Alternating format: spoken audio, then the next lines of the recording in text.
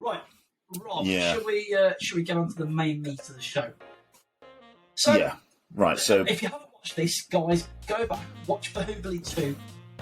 Watch Bahubali 1. Listen to our episode on that, and then come back and watch it. So, I absolutely loved Bahubali 1, and then it was like, bang, to be continued Bahubali 2, and I was like, what? Luckily, they're on Netflix, so I watched it the next day.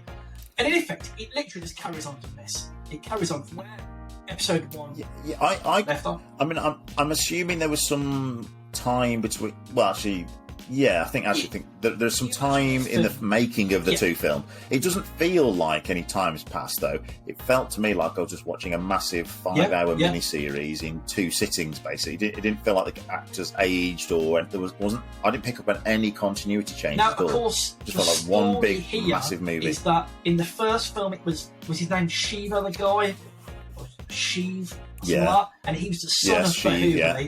And then you get a little bit of Bahubali's. So Bahubali's his dad, and this is Bahubali 2. Is effectively a prequel, isn't it, or backstory of what happened. The bulk of it is, because the weird thing was, I remember saying about the first one. Last time we spoke about the first one, how I was enjoying it, and then kind of halfway through it becomes a big flashback.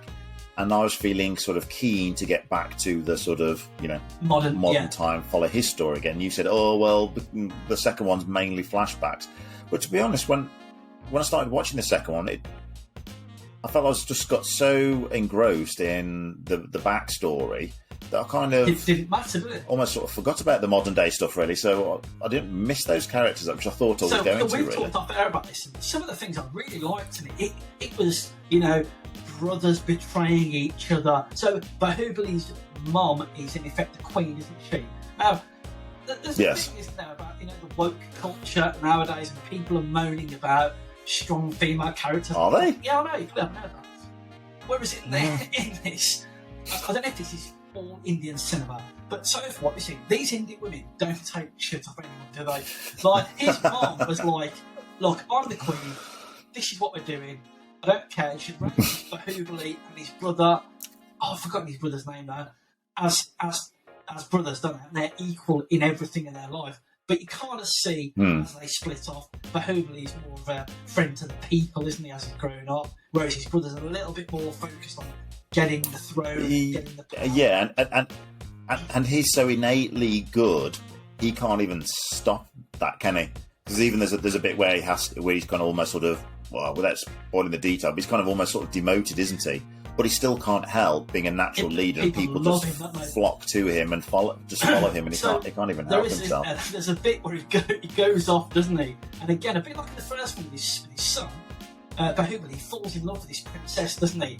And again, this is like a ass-kicking, tough as nails, beautiful, amazing, slow-motion fighting princess. There's a great bit where she's trying to fire 2 arrows, isn't she, at a time. There's like a slow motion thing where Bahubali jumps in and he's firing 3 arrows at a time, and it's just like, Kevin Costner fighting at the screen. Yeah, it goes. It's got like these sort of epic battle scenes, like a sort of Bravehearty gladiator sort of vibe at times. Probably not as gritty as that though. And then when he goes off to have his little romance. It goes a bit sort of farcical then, and it starts playing things a bit light, and he's pretending to be a bit of a clumsy nobody, isn't he? Really, without the skills, and it becomes quite fun and likeable. I love this. Now, I think I mentioned this in there's lots of types of film in it together. So you've got your action, you've got your big war, you've got your what do they call it? Meet cute. You've got your romance. You've got your brother. Yeah, meet cute romance stuff in it. It's him, and is it Kapata or Katappa? I'm sorry, I'm pronouncing it so badly. Kapata. Is it Kapata? Kapata. Him, who's like he's almost like his uncle, or his dad almost. Their chemistry and they're playing really. So he's made out he's an idiot, isn't he? And there's actually a young prince on site, and they're doing all these things in the background to help this prince look really good, aren't they? It's really good. Yeah, so I'll put on here again the colours and the scenery, and these giant scenes. Like the city that they build and the coronation that they have for the I still think that fantastic. I've read that this cost a lot more than the first one. They'd upped the budget because of the success, but still, when you compare it to the budget of American films, the amount of, I don't know. Let me guess. Probably. Do you know? Is it like $50 million equivalent dollars or something? It wasn't anywhere over like 100, was it? Yeah, where American films are like 250s and stuff like that. They're crazy numbers now, aren't they? You're getting a lot of movie for your money. Morbius cost to make. I'm sure that was a few quid, and I bet this was made for probably half that amount. And it is, again, it's like Game of Thrones, isn't it, or something like that? It's warring houses, it's deceit, it's. Yeah, the Game of Thrones thing. I mean, in comparing it to Game of Thrones, it's not as bloody or as racy as that. But that idea of, because there's a sort of a twist at the end of the first one where someone's betrayed by someone, and then the second one, I'm just thinking, well, how are we going to get in a situation where this character would want to betray that character? Because at the minute, that doesn't make sense why that would happen. And so you see how it builds and builds and builds, and again, I can't remember his name, but you basically got a goody brother and a baddie brother, like you've seen in so many films before, and all the things they're trying to do to get back at his brother and the rules of the place, and the way the politics and the backstabbing plays out. I was really good with it. It's almost the thing, isn't it, where his mum says, "I'm going to do this, and this is the rule of the land," and then the evil brother manipulates in a little way things, doesn't he? It's like Bahubali is in a position where he's the wrong side of the law, and because Bahubali is like, look, this is what you brought me up, Mom, to do the right thing. I'm going to do the right thing, although it's going to get me sort of kicked out of the kingdom, isn't it? It reminds you of some of the this like Shakespearean thing where the characters are always scheming and people aren't always necessarily speaking the truth in front of everyone. Everything's a manipulation and House of Cards style things going on, and then so you've got all this in the backs, and then it goes back into its sort of revenge story for the last, just maybe a little bit less than half the way through, is it? Maybe last hour, maybe, I don't know. I've been gushing over this for the last 10 minutes. What I will say is, it's not all perfect, though, is it? There's a big thing online about, I don't want to spoil it, it's when they're trying to breach the castle walls. The catapult moment. And I kind of went, okay. I think that kind of thing is, if there was a lot of that kind of silliness throughout, like there's a lot of silly moments in RRR, then you just take it with a smile on your face. It's like another bonkers moment. Just keep going with it. But because it hadn't been that mad before, I find that bit a bit jarring in the sense that I actually sort of laughed at it. Not with it. Where before then, rather than any times I've laughed before was definitely with it, and then I laughed at it.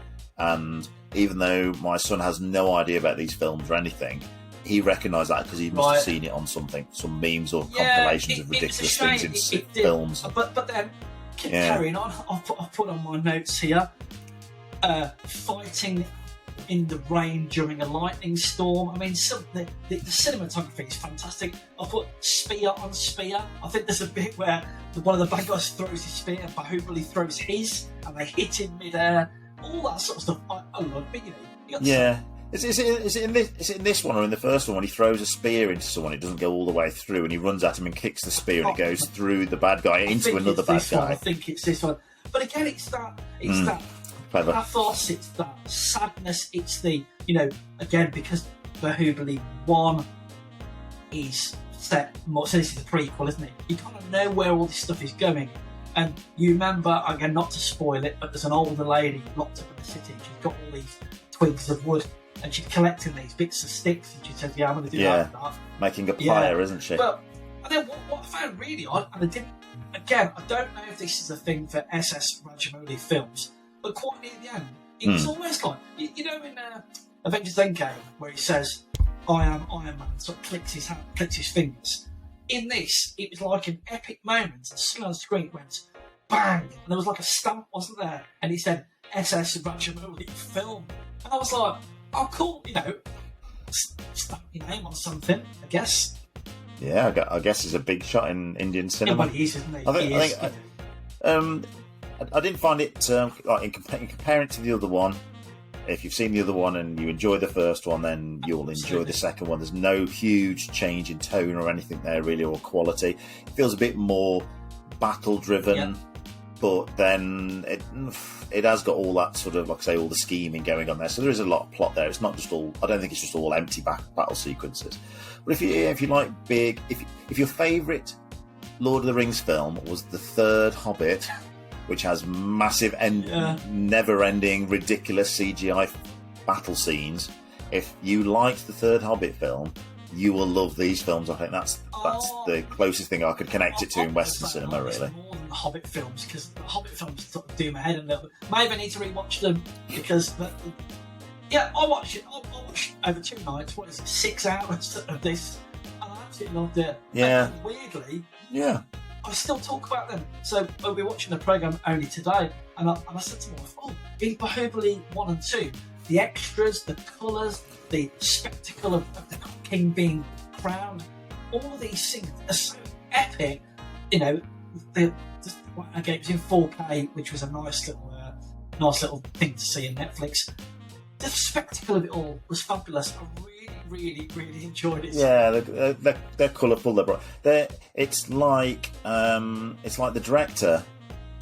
He's not interested in being arty or clever or following whatever trends are.